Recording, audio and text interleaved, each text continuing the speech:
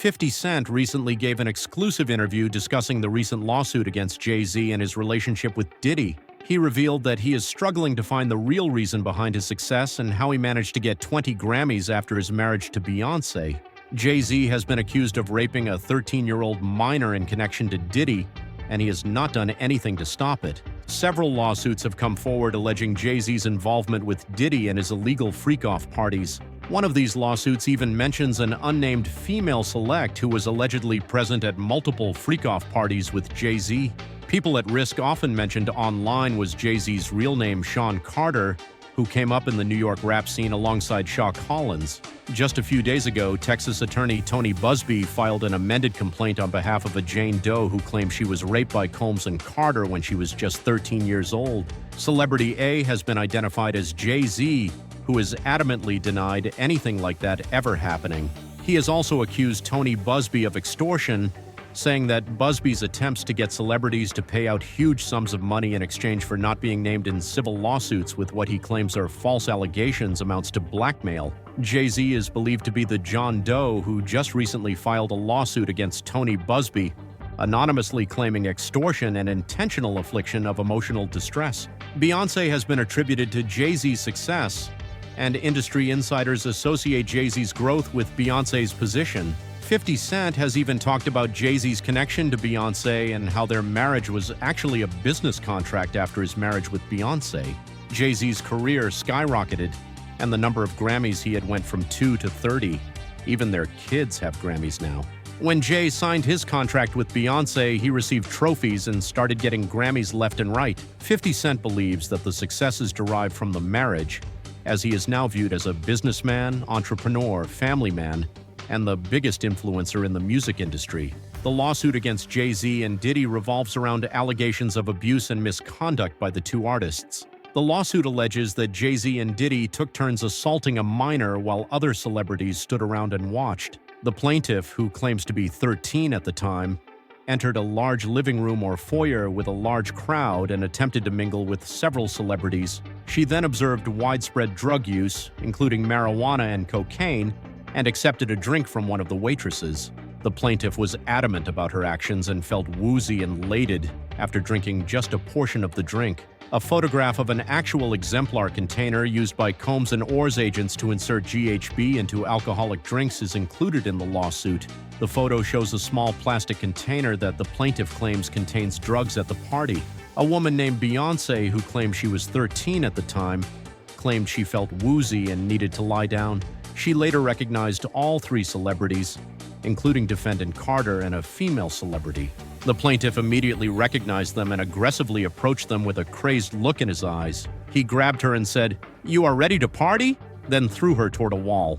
The lawsuit highlights the importance of awareness and action in the music industry, as well as the potential consequences of such behavior. It also highlights the need for more awareness and action to prevent further abuse and misconduct by celebrities like Jay-Z and Diddy. By doing so, we can help protect the rights of those affected by these issues and ensure that the entertainment industry remains committed to protecting the rights of all individuals involved. The lawsuit against Jay-Z for his sexual assault allegedly involves a woman who was raped by her husband, Carter. The plaintiff, who was under 18, was held down by Carter as he vaginally raped her while she and other celebrities were watched. After Carter was finished, Combs then stepped forward and vaginally wed the plaintiff. Combs stopped his attempt to force the plaintiff to perform oral sex on him, but she fought back, punching out and hitting Combs in the neck. In a recent episode of the podcast 50 Cent, Combs mentioned how he knew that Jay-Z was worried about the lawsuit and tried to act tough so more victims wouldn't come forward. Jay-Z deliberately mentioned that the victim didn't file a criminal complaint because he knew that the statute of limitations for a criminal complaint had passed. The lawyer bringing the case against Jay-Z has testimony from the victim with details that only someone who went to Jay-Z's house could have known. They know specific celebrities that were at Jay-Z's house that day and even know what the interior of his house looks like. According to criminal defense attorneys, if the victim can bring a witness to corroborate their claims, Jay-Z is going to end up behind bars. The allegations against Jay-Z are ancient and may go either one way. It might be an isolated one-off case that he has to defend, or it could be a Me Too type situation where other victims come forward. Tony Busby, representing over 100 or 300 victims, is expected to see if any of them also name Jay-Z and Nima. If such a high-profile name like Jay-Z has come out, more celebrity names could be tied to these lawsuits. This may just be the first celebrity to be unmasked as celebrity, and it's not clear whether more celebrity names will be tied to these lawsuits. A 38-year-old mother from Alabama who has filed a lawsuit accusing Diddy Combs and Jay-Z of raping her when she was 13 years old spoke out to NBC News for the first time. She claims that she was given a drink at a 2000s VMAs after-party, which made her feel woozy and tried to sleep it off. She woke up to Diddy and Jay-Z laughing as other celebrities stood by and watched. The woman suffered a head injury the night of the 2000s VMAs and was taken to Manhattan by a friend who had since died. She spoke to Coles's limo driver who offered her a ride to an after-party, where she spoke to musicians Benji Madden and his brother about his Last Supper tattoo. The rap occurred while a female celebrity watched Jay-Z come in and the woman was fighting, trying to get away from him. After the alleged rap, she ran to a gas station and called her father, who picked her up and drove her home. Courtney Burgess, a close friend of Diddy's ex-wife, Kim Porter, has said that he has 8 types of tapes that connect Diddy and Jay-Z in sexual contact with minors. 8 of these tapes, along with 4 flash drives, have been handed over to the FBI, along with a diary from Kim Porter that has details on Diddy's sex tracking ring. Courtney allegedly played these tapes in front of a grand jury, and those statements include descriptions of what the witness says he saw on those tapes. The court has been asked about the limits imposed on him after testifying before the grand jury. Out of the 8 videos, 8 celebrities were identified as underage or potentially underage, 2 males and 2 females, and many were intoxicated or under the influence of drugs. The court is now speculating on the accuracy of the statements made by the witnesses. The civil lawsuit against Jay-Z for his involvement in the alleged rape of a 13-year-old girl by rapper Sean Combs was filed by lawyer Tony Busby. The complaint alleges that Combs and his longtime friend Sean Carter, who were present at Diddy's after-party following the MTV Video Music Awards in New York City, were not only occasional collaborators but also had a close friendship that has been well documented from the late 1990s to the present. Combs and Carter attended numerous music industry events and hosted after-parties for famous celebrities in the music and entertainment industries, including Carter. Busby used this complaint to address an alleged harassment campaign that he claims Jay-Z started after Busby reached out about his involvement in the suit. Carter was identified in the plaintiff's original complaint as a celebrity, and prior to filing the amended complaint, he received a letter from PFF's counsel requesting a mediation to resolve the matter. Jay-Z responded by filing an utterly frivolous lawsuit and orchestrating a conspiracy of harassment, bullying, and intimidation against the plaintiff's lawyers, their families, employees, and former associates. This attempt to silence PFF and discredit her counsel failed, and PLF chose to file this amendment as a result of the egregious conduct perpetuated by Carter. Diddy used to hate Jay-Z enough when he tried to get him to go at him.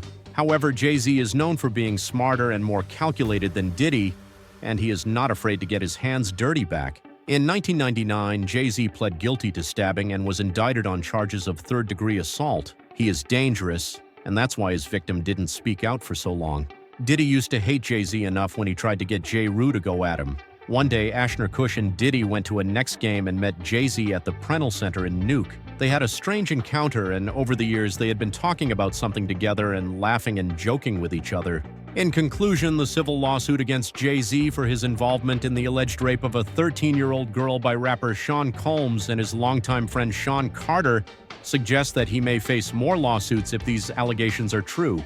The legal battle against Jay-Z and Diddy continues, with over 300 victims facing charges. These victims have police reports, medical records, and physical evidence linking them to the drug lords. The details of these crimes follow the same pattern as Diddy and Jay-Z would drug minors with GHB. The lawyers bringing the charges against Diddy and Jay-Z intend to name people in lawsuits without doing due diligence, as these allegations are hurtful to people if they are true.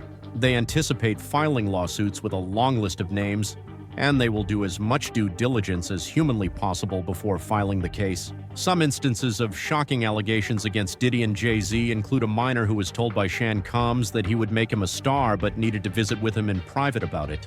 Another incident involved a 15-year-old girl being drugged and taken into a private room where she was raped, and other individuals took turns raping her. Another individual, 26, was picked up by Mr. Combs and several others in a black SUV from the airport and given one drink in the SUV. She woke up the next day with pain and damage to both her vagina and anus, missing her underwear and shoes. Another instance involved a pregnant woman attending a group dinner with Sean Combs in Miami, who was laced with something at the table and woke up in the same bed again, allegedly with Mr. Combs in his mansion in Miami. Her vagina and anus were torn and sore. The story is far from over, and it remains to be seen whether justice will finally be served or if their power and influence will protect them again.